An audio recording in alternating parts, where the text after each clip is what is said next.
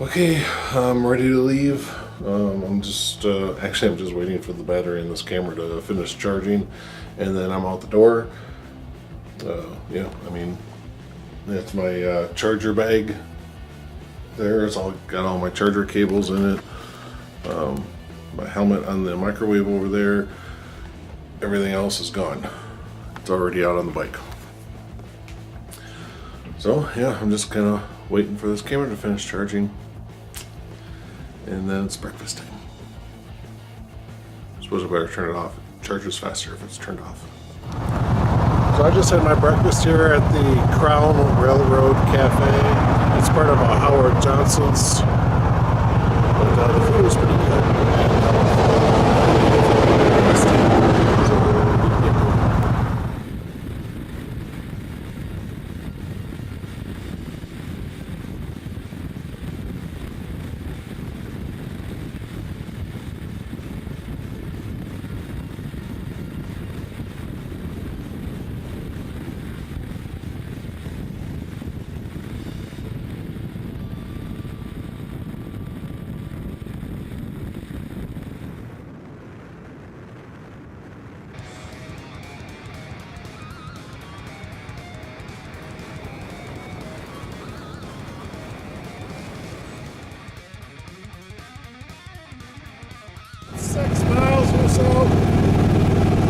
From the interstate. I just got off of Interstate 40,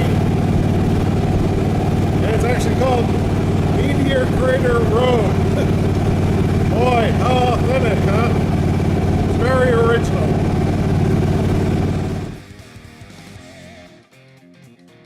Quite literally right on the other side of the building here. And I got some pretty decent shots of it, I think, as I came pulling up. But let's go inside and see what they got. You know what? I better grab my passport book, just in case. I tell you, that sun is bright today. I'm going to have to stay on top of my sunscreen today. It's going to be a scorcher once I get in lower elevations. This isn't too bad for temperature, but it's I think I'm around 6,000 feet, something like that, so it's fairly cool yet. $18 gets you in for an adult. And now I'm actually going into the actual visitor center.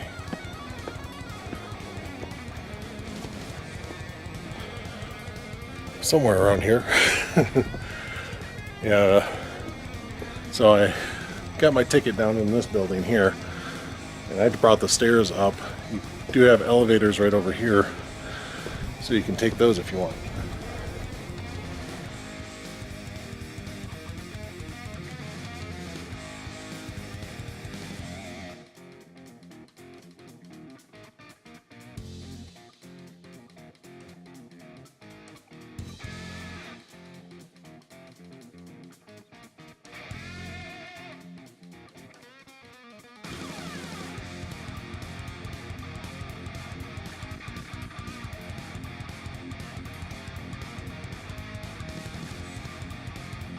I'm actually inside the visitor center, looking out at the crater.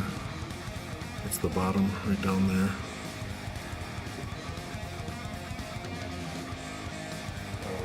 Lots of stuff that you can just look at and read. And, lots of visuals. You got a simulator, an impact simulator over here. It's a pretty nice place, really. Let's go outside and see the crater. Okay, I am literally outside the visitor center. The windows that you see right down here, that was the ones I was just looking out.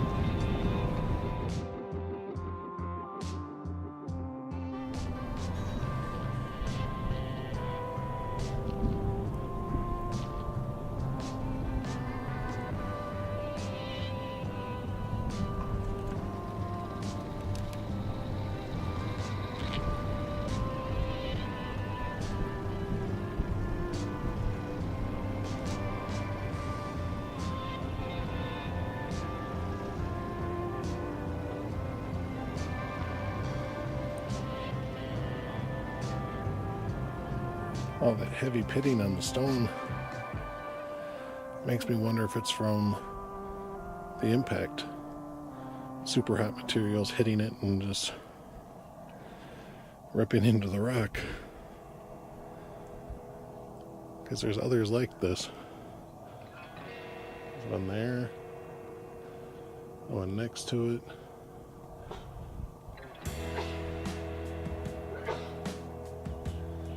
There's some on this one over here.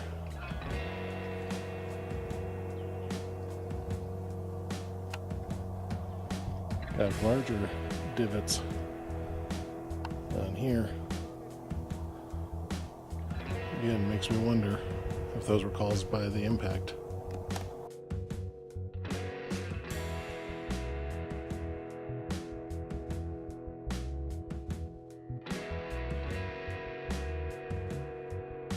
Okay, I'm done at Meteor Crater. That's actually the crater rim right behind me. I was able to get an Arizona shot glass as well as a Meteor Crater shot glass. My next stop isn't for another hour and 15 minutes. That'll be the Petrified Forest.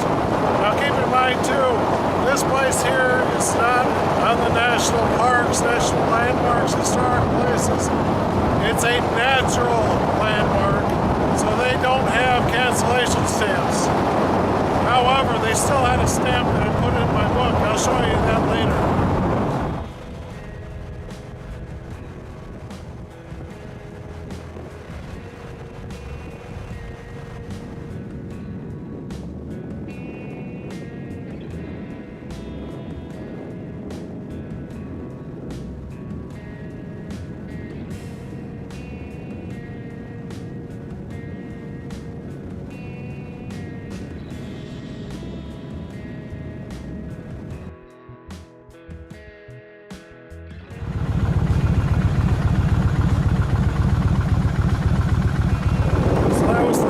Wigwam Hotel. That was the hotel that was used as a reference for the Cars movie, for Sally's Road Cone Hotel. That's kind of cool. They even had a bunch of old cars in the parking lot and everything. That was really something. That was fun. Just a quick photo. Just a quick video and I was off again though.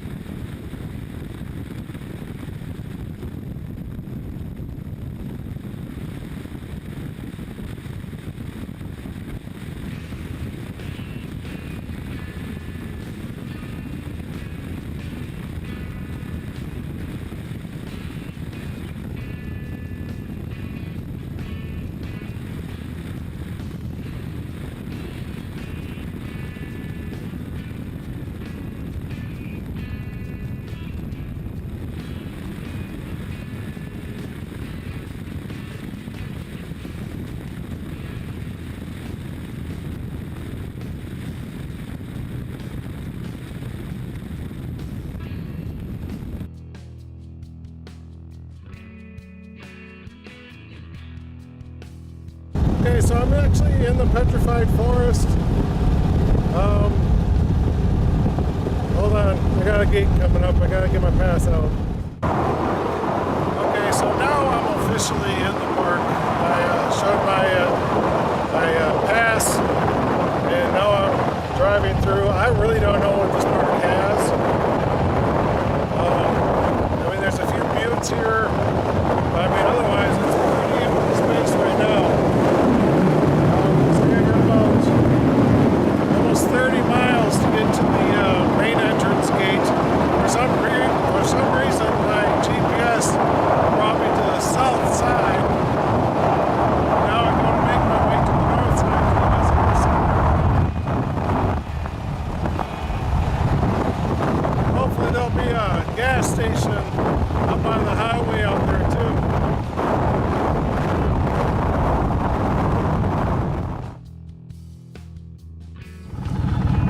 All right. Alright, right behind me are the first petrified pieces of wood that I've seen. They're on the other side of that fence, so I really can't get close. There's a few other pieces out on this side. There's a couple right over here. There's some more up on the hillside up here. Kind of cool. I'm kind of curious on if they're actually implanted in the ground, you know, with roots and stuff like that. I'm not actually going to try to move one to find out either. Holy crap, the wood is like everywhere. And I mean everywhere.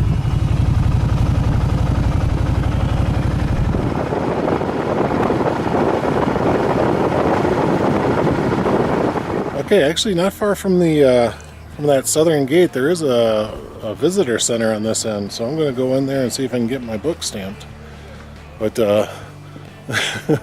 I couldn't believe it. I saw those first little rocks and filmed that I saw them, and then I just started going, and there was just a ton of them.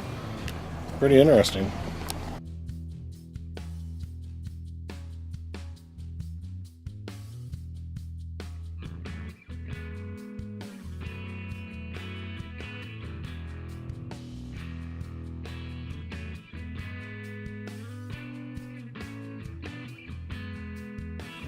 There's a little bit of a look outside the visitor center. All those dark spots, that's all petrified wood out there. If you keep doing everything in the same sequence, it gets real easy where you can really go. Now, you were saying anything under plexiglass is an actual real fossil. Where things are open, then it's a casting.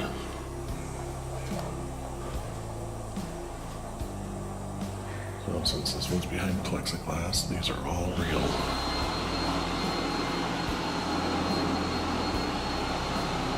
Being that this is almost like a kid's work area, these of course are not real bones. Because again, it's open.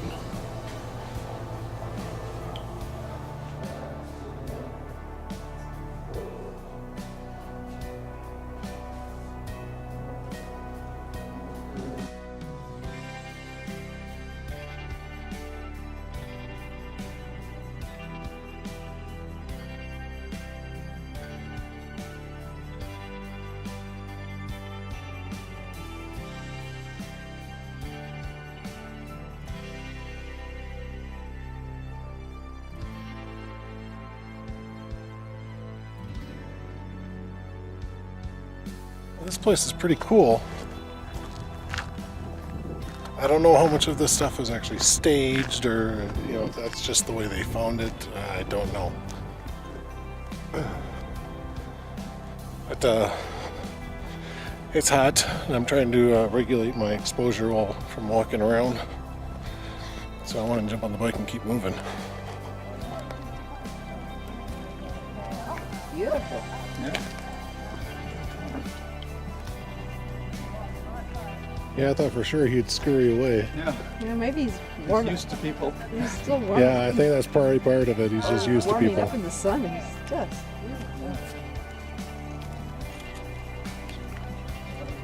Oh, it's just gorgeous. Yeah, you can see the crystal running right through it. Oh, you look at the rock and look at the lizards. Oh, you're still looking at the lizard. I'm sure the rock is beautiful too. There was no visitor center. I walked around the grounds out there a little bit. That's pretty much all the walking around I'm really going to do. I'm just going to sit on my bike and through the park. I don't want to waste a lot of time. I got a lot of miles to cover today. It's going to take me about 40 minutes to clear the park.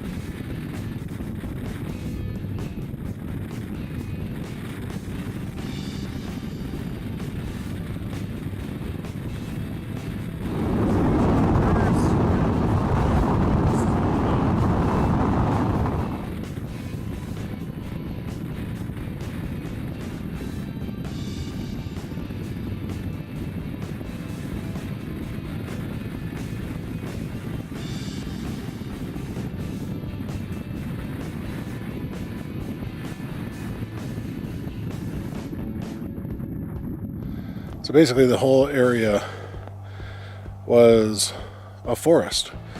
This area was down towards the area of Costa Rica, which, as we all know, is a huge rainforest down there. And that's where all the wood comes from. When the continents divided and split, and then the rise of the Colorados and stuff like that all went up, this became an arid desert, basically. But a lot of the wood traces were left behind. What happens is that when the woods were in the rainforest area and they'd fall over, just die over time, the rain, the water would get into the wood, which, as we all know, that's what kind of creates a mossy wood. But when it dries, it can leave the remains of mineral deposits. And that's what happened. Basically, all these rocks have mineral deposits in them, turning the wood into rock, basically. But, I mean, it's just everywhere.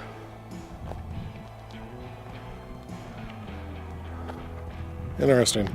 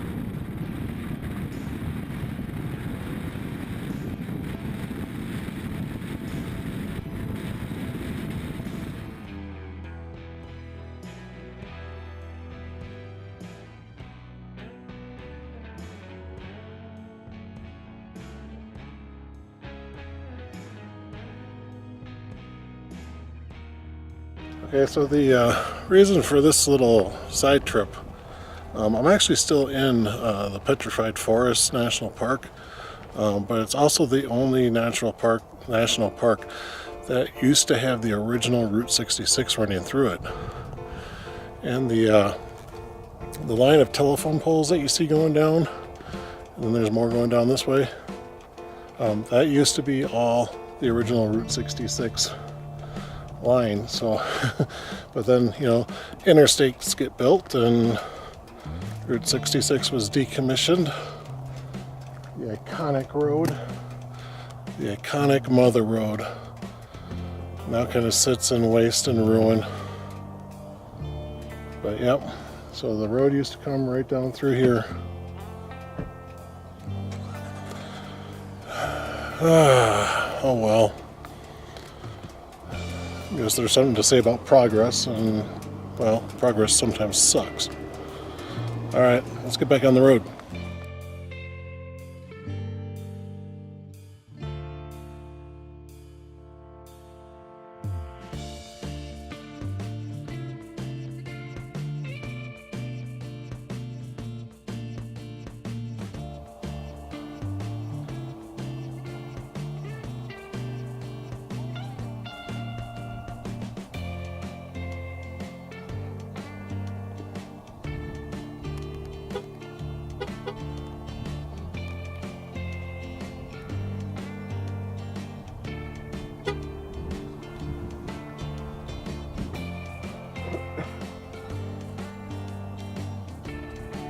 Okay, so I'm just about done here at the Petrified Forest. This northern part is very scenic and historic with Route 66. There's kind of a middle section which is kind of dry and arid and kind of barren. And then the southern part is where most of the petrified wood is. So yeah, it was worth a stop. I'm glad I'm here. Okay, so I'm going to do the north side of the Petrified Forest, painted forest. So yes, I took both stamps when I got my book stamped. But they got a cafe here. They got a gas station right down the way over there. Heads up though, it's only 87 octane.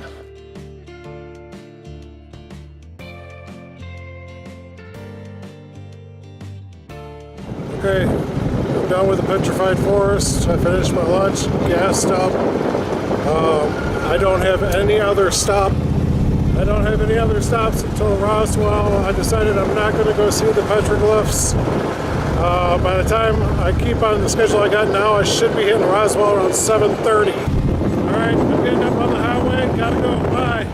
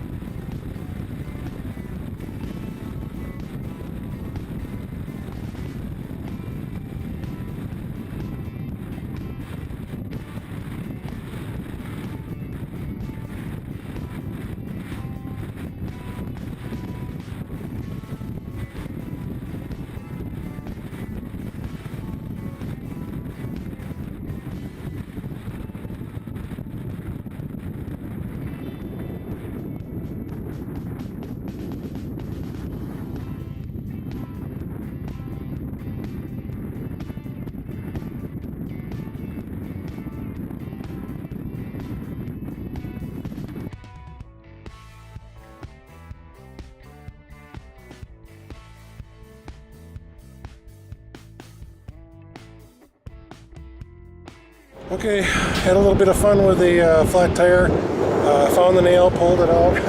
I was right near a Walmart. I went inside, got the stuff I needed, got the patch kit, came back out, put the patch in. Actually, I returned everything when I was done with it. The air compressor and the pliers that I used, I took them back and returned them for my refund. Kind of cheating the system, but hey, it works and it saves me 25 bucks. All right, going to get back on the road now.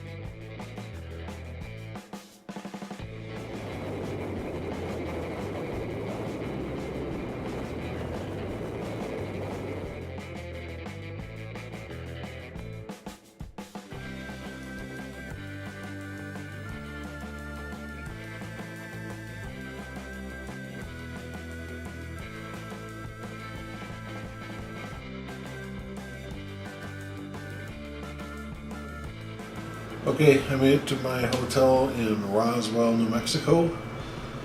Oh, it was a long drive. 8.5 hours total in the saddle. And of course the time spent at the Meteor Crater, that place was awesome. And then the Petrified Forest, that was actually better than I thought it was going to be, mainly because there were so many petrified logs laying around. Then you go towards the north. In the middle, there's not much. Okay, towards the southern end is where most of the petrified trees are at. The northern end, well, it's scenic. It's basically the painted forest. Is basically what it is. And it's very scenic, very pretty. But then you also have the historic 66 route that goes through there. The road no longer exists. The only way you could tell it was there was they left up the old telephone lines, electrical poles, and stuff like that. That's the only thing that they've got to show that Route 66 went through that area. And they put up an old, I think it was a Model T car. So it's kind of cool. At first when I pulled up, I thought it was some tribute to Bonnie and Clyde or something like that. I didn't know. But yeah, that was going to be my last stop of the day.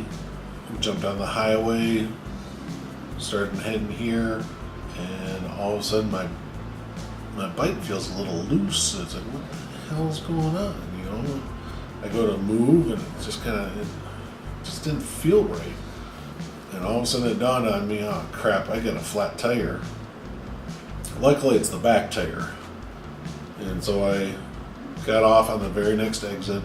Luckily I was around a major city. There was a Walmart right off the highway.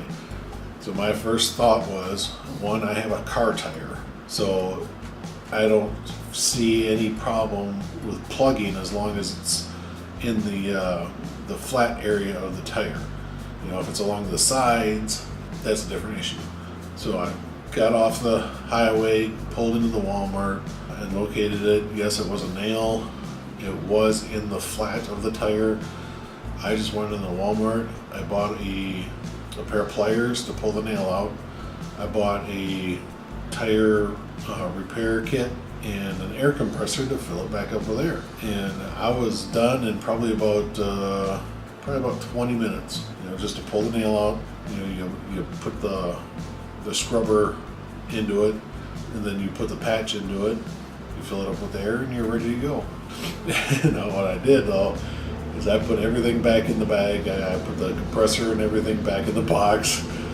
And a pair of pliers, I took those back into Walmart and actually got a refund for it. So I used it and then took it back and got my money's worth. So at least saved like $25 is basically what it was.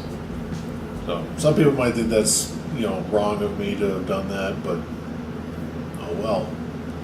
They make the rules, I don't.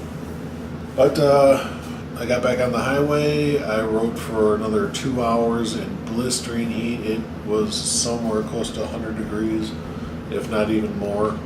Stopped for dinner just outside Albuquerque. I wasn't looking for anything special. It was like first place I come up to, I'm gonna stop. I mean, I was starving. I was hot. I was overheating. Ended up being a Carl Jr. restaurant, or what we call back home is Hardee's. Pulled in, got a burger and fries, and just sat and ate.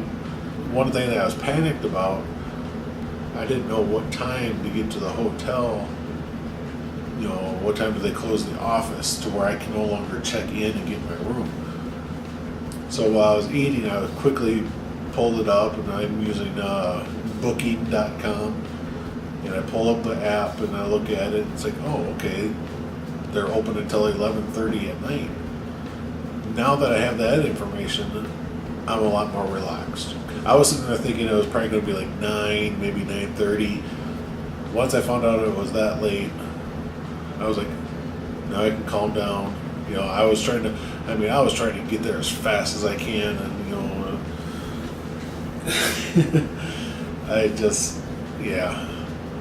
I'm pushing through Albuquerque. I've got probably close to a quarter tank of gas left. I'm looking for a gas station. I'm trying to get my gas within 120 and 140 miles. That way, next time I fill up, I know I've got plenty to get to Roswell.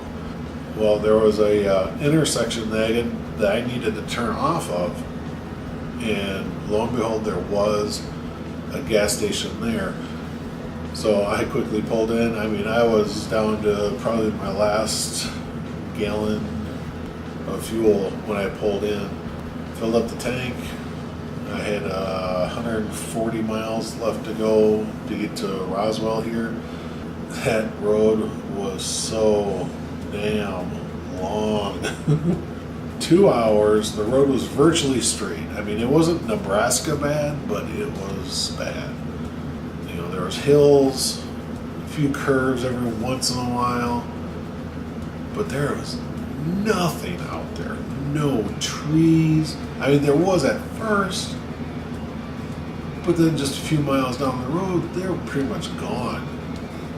It was starting to get dark, you know, the sun set on me, and I'm sitting there driving along, and if it wasn't for car lights that I was seeing 2-3 miles ahead of me, there was nothing to indicate anything around me. There were no farmhouses, there was no lights for anything, no road lights, nothing. I mean, literally, I was driving along, and it almost seemed like I was almost like, you know, driving in fog where I just couldn't see anything. But yet it was dark, not white. I could see the other side of the highway because it was a divided 4-lane highway. And I could see on the other side of the road, but after that I couldn't see anything. And same thing was on my side. I could see basically the shoulder and a little bit of the ditch. After that, nothing. You know, usually when we're driving around, you know, in Wisconsin, if you're on a road like that, you've got trees and stuff like that your lights hit. There was nothing. Nothing. And I mean, my mind was actually starting to play tricks with me after a while, making me think that I was seeing trees in that darkness, and there was just nothing there. So, yeah, it was kind of interesting. But like I said, I made it to my hotel okay. The tire seems to be holding up very well. Short of that, I mean, it's been a good trip. But my room's not too bad. It's a room. It's kind of stupid in a way. The bathroom, you know, they divided it up. Okay, there's a big, huge single sink, big, huge mirror over on this wall right over here. And then you got basically the wet closet, you know, the toilet and the tub over here. That room is so small that the toilet is literally that close to the tub. You basically have to step over the toilet bowl in order to sit down on the toilet. You know, to me, it's like if they could have used some of this space here. I mean, literally, there's from the wall to my hand is nothing but counter space. And then there's a little tiny sink and a little room after that. So it's just weird. It looks like they've been doing work in here though. The floors look fairly new. Some things look freshly painted, although I would say the color combination is very weird. You can see the green wall behind me, and yet you got this kind of a blue-gray on this wall here. It's just odd. My final mileage for the day was 3,727.5 miles, meaning that I did 569.9 miles today.